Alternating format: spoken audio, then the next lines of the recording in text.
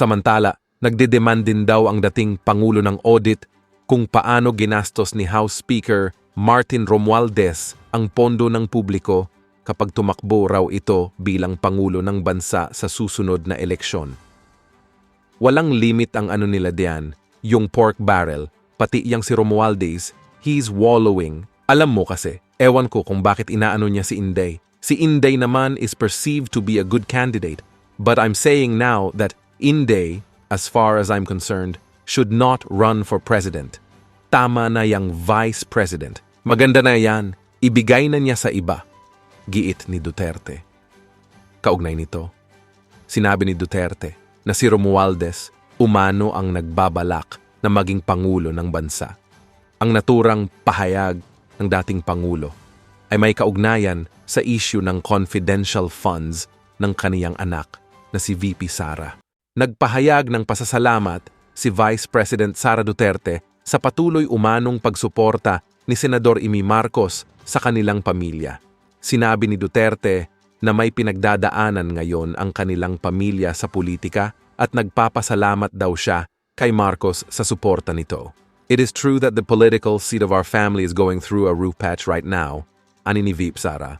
Matatanda ang naglabas ng pahayag si Senator Marcos kamakailan upang ipaabot ang kaniyang suporta sa pamilya Duterte, lalo na kay dating Pangulong Rodrigo Duterte. Kahit ako ang nag-iisang matira, maninindigan ako para sa kanya, sinabi ni Marcos na siya ang una at kaisa-isang gobernador na nagdeklara umano ng suporta kay Duterte noong 2015. Noon, tinanong siya na kaya ba niyang pahintulutan ng paglilibing dahil kaibigan lamang ako. Ang sagot niya noon ay sagot ko ngayon. Hindi lang dahil kaibigan ko si PRRD. Kaibigan ko talaga siya. Higit lalo si Inday Sara. Mga kaibigan ko sa pagpapaunlad ng bayan, pagpapanatili ng kapayapaan at katahimikan at pakikipaglaban kontra sa puwersa ng kasamang naglalaganap na katiwalian, gutom at katraydoran. Kita ko sa kanya ang aking ama. Matapat sa kaibigan, matapat sa bayan, saad ni Marcos. Ano raw ba ang sikreto ng mga Marcos at bakit sa loob ng mahabang panahon may mga loyalistang handang makipaglaban para sa amin? May loyalista kami dahil loyalista kami.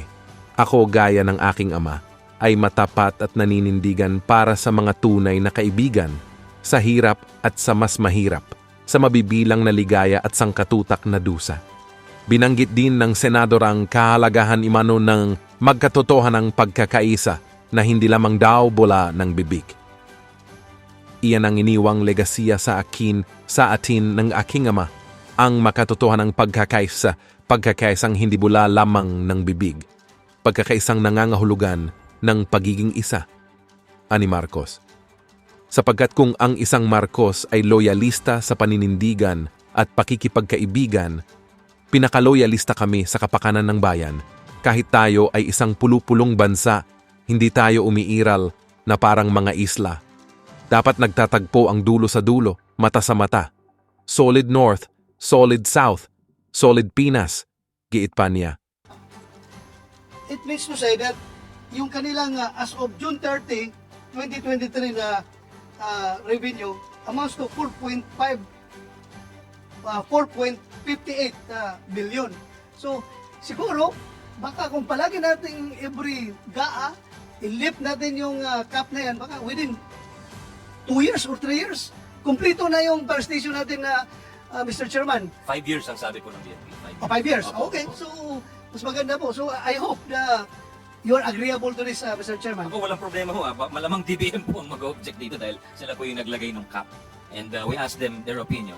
Kaya daw nila nilalagay ito for predictability of revenues. Pero kung ako tatanungin, why not? Di ba? Para sooner, medyo minsanan rin yan yung chance na masabi natin we've met the ideal rate in terms of budgetary metrics. So ako'y nakikisa sa inyo at kinikilala ko din po yung inyong pagtulak nitong advokasya. At for the record, because since kayo nasa Senado, as far as I can remember, ini-increase po natin ang budget ng BFP.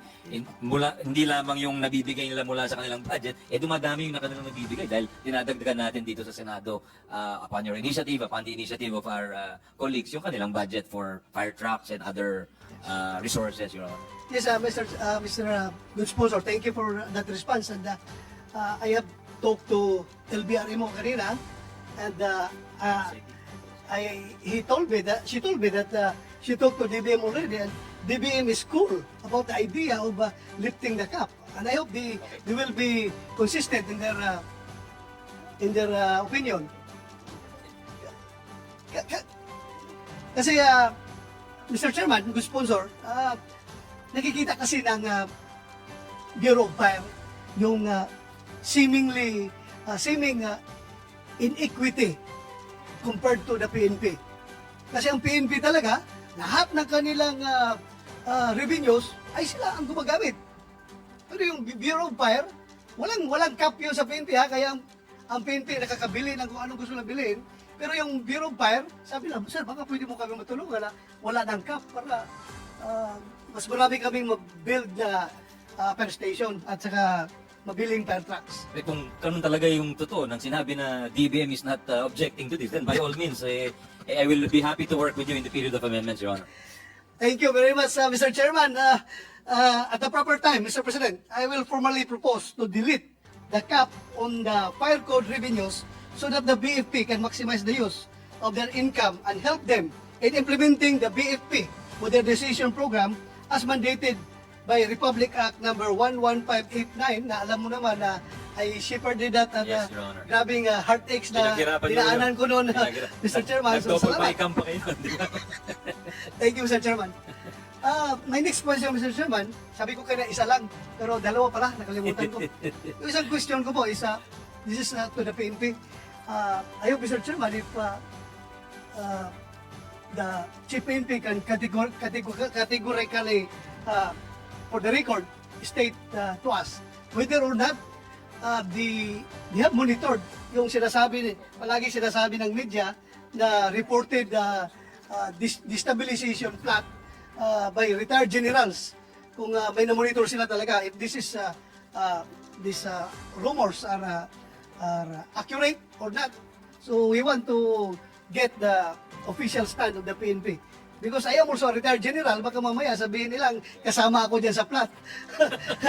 Kaya maniguro tayo, Mr. Chairman, siguruhin lang natin from the PNP o kung sana, kung makapagsabi sila kung if indeed may monitor sila na ganitong planong pag-aaklas Against the government, Your Honor.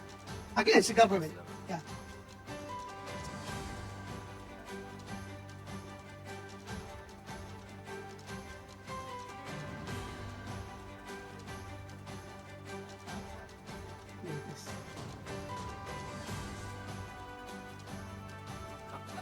According to the Chief PNP, they have not monitored any plot within the police, and there's no reason to rise up against the government. Well, thank you, Mr. Chairman, for that answer, and I hope the Filipino people can sleep soundly tonight and every night, the succeeding nights, na wala talagang planong wala tuloy ako. Medyo, Wala yung momentum daw. wala pala talagang planong pag-aaklas na na-monitor Yes, ang Your Honor. ating Thank you Philippine for National asking that Police. question. With the permission of my two colleagues also, Yes, Mr. if President. there's no truth to it and there's no seriousness on this issue, on the destabilization plots, if it's just a mere haka-haka, I would like to remind these agencies to just play it down. Because we had just come from several countries promoting the country as an investment opportunity, an investment hub in Spain, in London, in Hungary, in Japan, and the President will be leaving again for the United States. Kung walang katotohanan nito, mas magandang hindi na pag-usapan kasi of course, pipikapin yan ng media na mag-viral din yan sa social media. It will scare potential investors. So tama lang yung tinanong and na-confirm ni Senator Bato de la Rosa that there's no such thing. Thank you, sir. Thank you, Mr. President. Salamat, Mr. Chairman, good sponsor. That would Thank be you. all for me. Thank you very much, Salamat. Your Honor, to the former Chief of PNP and one of the foremost advocates of the PNP family. Salamat po sa inyo. And